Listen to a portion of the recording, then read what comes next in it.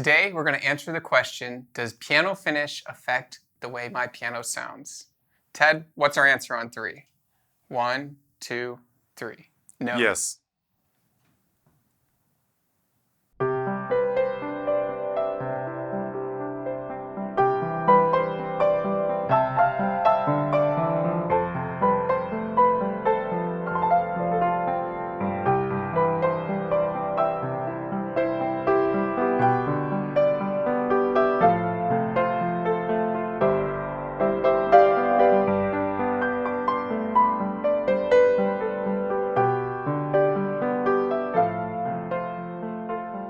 Hi, this is Ted with Alamo Music Center in downtown San Antonio, Texas. And I'm Patrick Marr. You can find us online at alamomusic.com.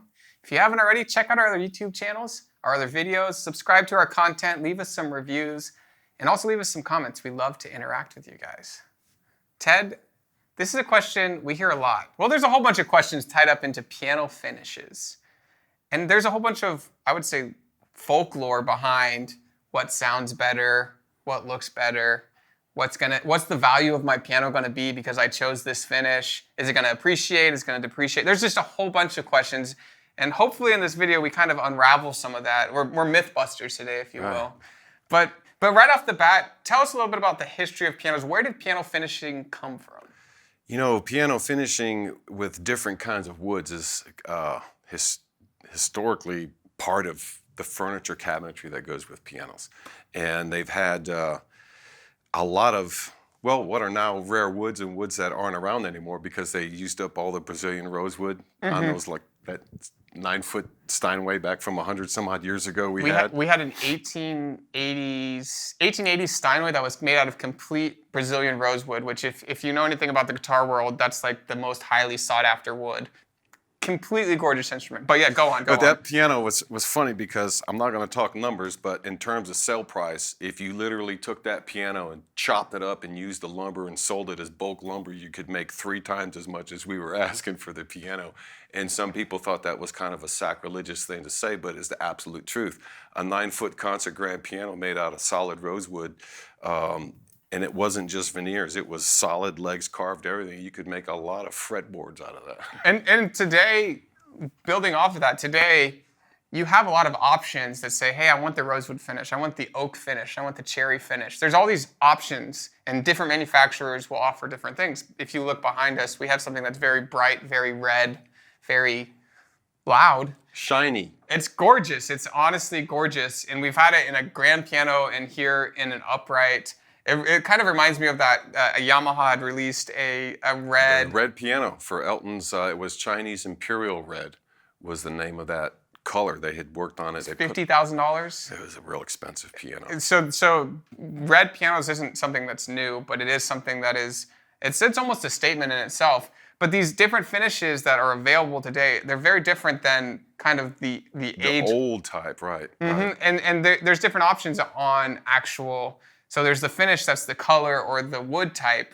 And so we have a red piano behind us, but it's in a high gloss finish.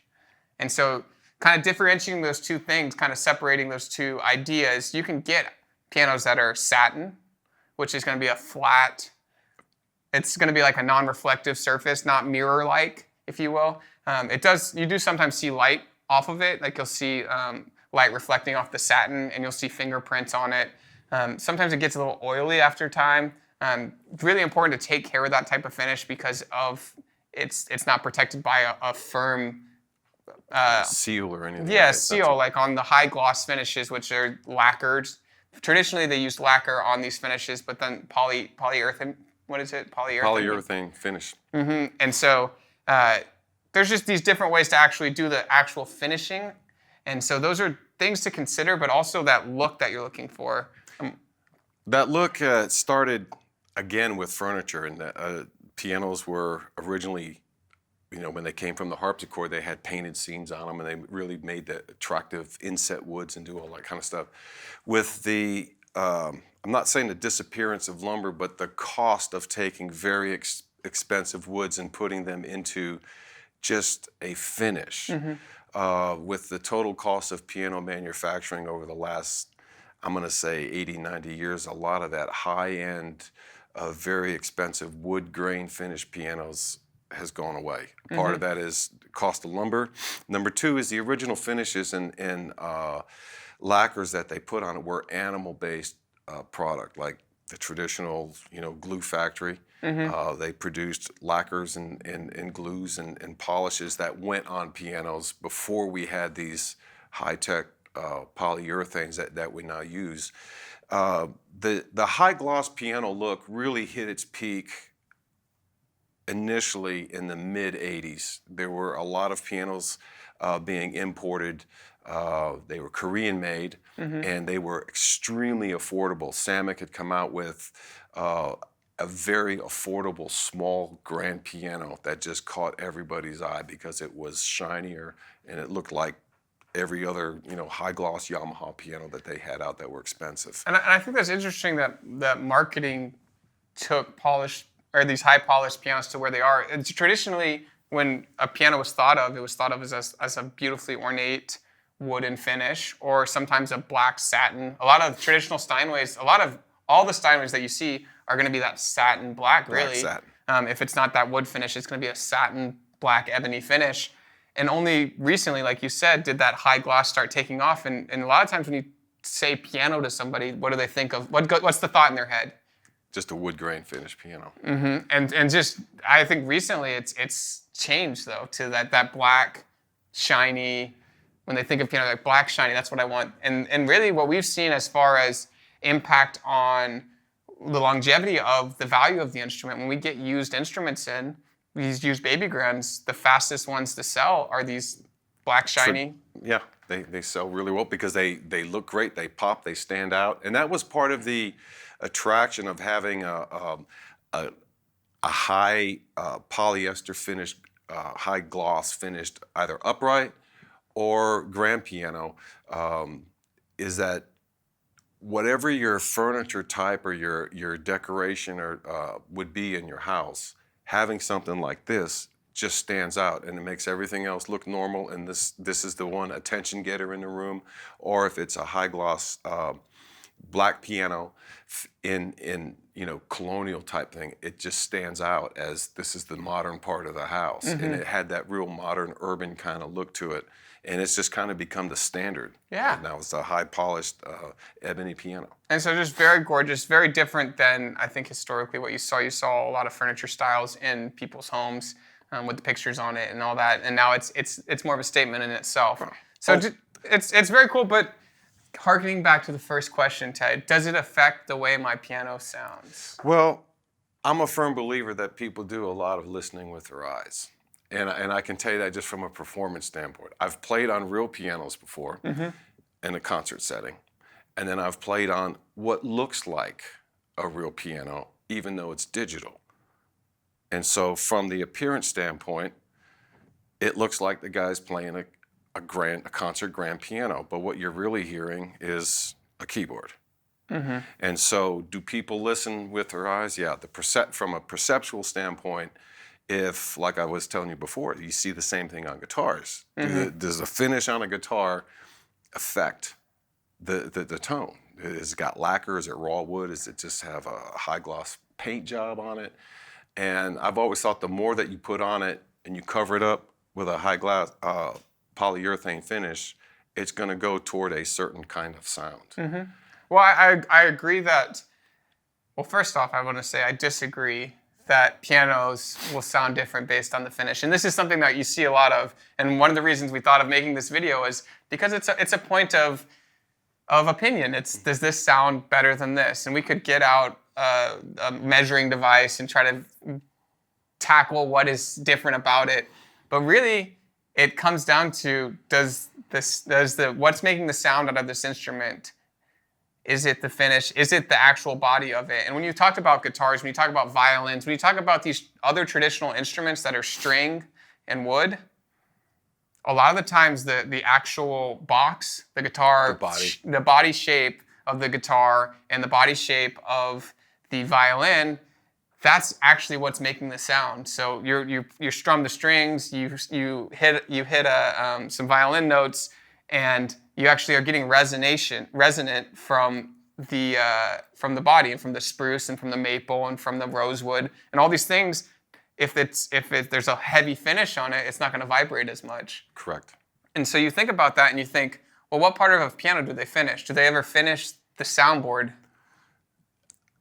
I've never seen one with a finished sound. So they don't finish the soundboard on a piano. Therefore, The box is just there to strengthen the soundboard and its ability to flex and so put out sound. I think it's interesting because that has to do with how the instrument's going to sound at the end of the day, how it's constructed, how strong the support system is in it. And if that support system is finished, does it affect the playability or the sound of it? And so it's just very interesting. And you could play 100 different pianos. You've said this earlier to me. You've sat at countless of the same Yamaha Baby Grand or Kawai Baby Grand, and it's the same model number.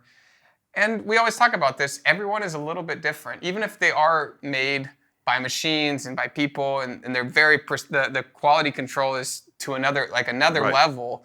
Even though each of them are made the same, is that the spruce that makes that soundboard were all those trees created equal? Well, I find myself sometimes when you hear something different on a piano that's like a one-off from these that are the same, it's like, this one sounds different. And you start looking at it, and you start looking at the grains in the soundboard. And as I mentioned before, the advantage that we've had here is that we sell new instruments and we sell Kawais, but for 90 years, the place has been in business. It's like Kawai. And part of that is you get a history of used pianos. So you start developing a concept of how pianos were made in the 40s, 50s, 60s, and are those still good instruments? And we've often resold pianos that have been of all different ages, whether they're redone. The one thing that normally doesn't get done is, again, like you said, anything with the soundboard. But on the ones that you notice, there's something different. And I don't know if it's just, it could be psychological. But notice if you're playing a whole bunch of this model from Yamaha or this model from Kawai, and they're all polished ebony. And then there's one that's mahogany, and you go play it, and it does literally sound different to you. Now, that's without putting a scope on it or strobing it or looking at any kind of the digital. It just feels like it sounds different.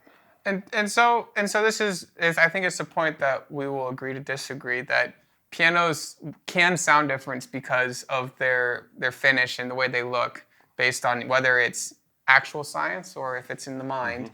But also the questions we get a lot about finishes: is it going to be more expensive? Is it my investment going to be more secure because I chose this special finish? And we kind of wanted to go over that as well as some of the finish options. So we talked about how there's cherry, there's mahogany, there's rosewood, there's ebony. You can buy it in polished white. There's ivory, and so ivory is going to be a little more off-white, and then there's snow white. There's reds that you can get. We've done custom finishes for people. Blues. We've done custom finishes. I had an architecture firm reach out to us. They wanted it in canary yellow, and so they bought a piano, and we actually had a professional go through and refinish it completely in a canary yellow that they had picked. So there's these options for you. So if you're an interior designer, if you're someone who really needs that visual, it needs to match perfectly, or you have a theme in your house, which a lot of people do, and you want to pick that color, that's something you can do. And it's, I think, for the most part, not going to affect the playability of that piano. And I would say pretty much in a worry-free way that you can go and do that, as long as it's done in the right way by a professional, or that you purchase that certain finish. It's not going to transform the way it sounds. And so I want to put people's mind at ease that you can go pick that finish or go spend as much as you want on a refinished job, and it's really not going to affect, more or less affect it in a giant way. But the price, you were talking about this earlier, the pricing in a facility where we make this 5-foot piano and we build hundreds of them. They have to stop assembly to build a different finish. They do. And so a lot of the times you do see a price increase on finishes. Finish options, they just make less of them every year, and whether it makes the piano better or not is subjective. But The wood grain pianos, and it depends on the instrument. It's a case-by-case basis, but the wood grain pianos have a certain kind of appeal to a type of buyer, whereas the polished ebony or even the polished ivory type pianos have the same appeal for a different kind of person. And with this one here in this Ferrari red, it's an attention getter. So this piano is designed to grab attention wherever it is, and if there's a person behind it playing it, this is the ideal kind of instrument. I'm like, I'm playing in a public place, I want to be on one of these. Yeah. Because people will not miss you. It pops. It pops. Yeah, so sometimes the color is louder than the music that's coming out of it. But it's just very cool. We did want to bring you guys just investments. I would say it's cyclical. I would say sometimes just like wood finishings for floors or for cuts in your design, it's sometimes lighter woods are in and sometimes darker woods are in. And it's one of those things, if you pick a light wood finish, we saw this in the 90s a lot. When I see like an upright piano with that very light oak wood, that blondish looking one. I think of like a cafeteria like in a school. And I'm like, oh, that's the piano that was in every school around the country. Correct. On the tile floor, and it was an oak finish. And those, we've seen like a decrease in popularity in that, and I think it's because oversaturation. There was an oversaturation of oak, and you see it in house designs too. So I think it will come back. I think light woods will come back again, like oak. And so right now, what are popular are dark mahoganies and dark walnuts, and you see this really rich, dark, amazing finish, and you're like, oh wow, I want that. So I think it's one of those things where initially I think people look for a black piano. They go, oh, I want a polished ebony piano first. And so I would say that's if you're ever interested in resale value or how fast you can sell this back if you wanted to, I would say the safest investment is picking something in polished ebony. It's one of those that's never going to go out of style. And then from that point, it's up to you. It's up to the buyer. But I would say you don't have to worry about it sounding different because of the way it looks. Right. And so thank you guys for watching. This was just a fun video we wanted to do on piano finishes, a little bit of education on where they came from and the different options you have. So Ted, agree to disagree? Yeah. Thank you guys for watching. Ted Barsley, Patrick Marr with Alamo Music Center in San Antonio, Texas. We have the red Ferrari piano behind us. If you ever want to come check it out, let us know. It's going to be on our website as well, alamomusic.com. We have someone on chat available to talk at all times. Leave us some comments if you have anything, if you disagree, if you agree with us. We'd love to hear your guys' take. Thanks for watching.